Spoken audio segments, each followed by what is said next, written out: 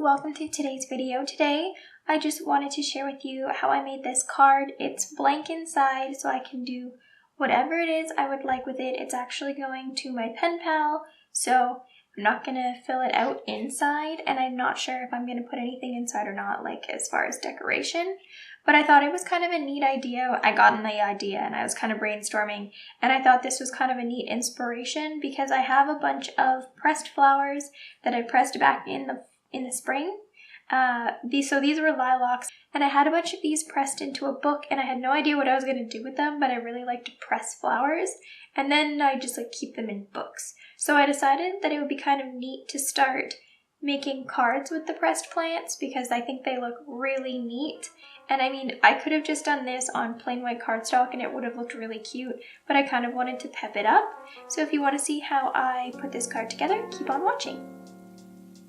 All I used was some cardstock, scrap watercolor paper, scrapbook paper, lace, and some dried flowers.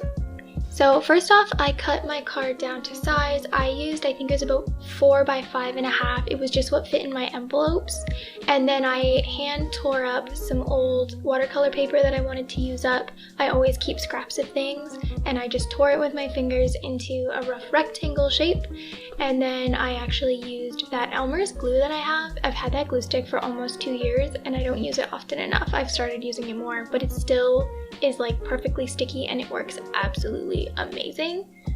And then again with the scrapbook paper, and I just tore up with my hands, and the lace was just elastic lace I bought off eBay for super cheap, and I just cut it down to size.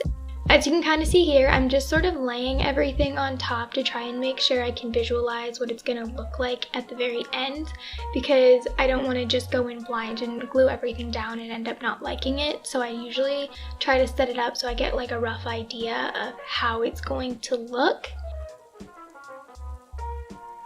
I'm just using that glue stick again, obviously just gluing down the scraps of paper, and you'll see in a minute I do grab a different kind of glue for the lace just because it's hard to get lace to stick with a glue stick. It doesn't adhere properly.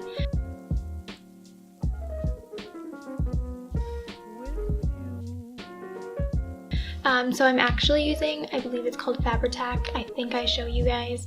It's like a fabric glue. Yeah, that stuff it wasn't expensive. I got it at Len's Mill, a local craft store, and it works amazing. I use it for a ton of stuff because it dries really fast, and it's almost like liquid glue gun glue. It works really well. It's like super glue, and it's super strong, and I just really love it. So I'm just gluing everything on top. This is the first really scrapbooky card I've ever made. I really like how it turned out.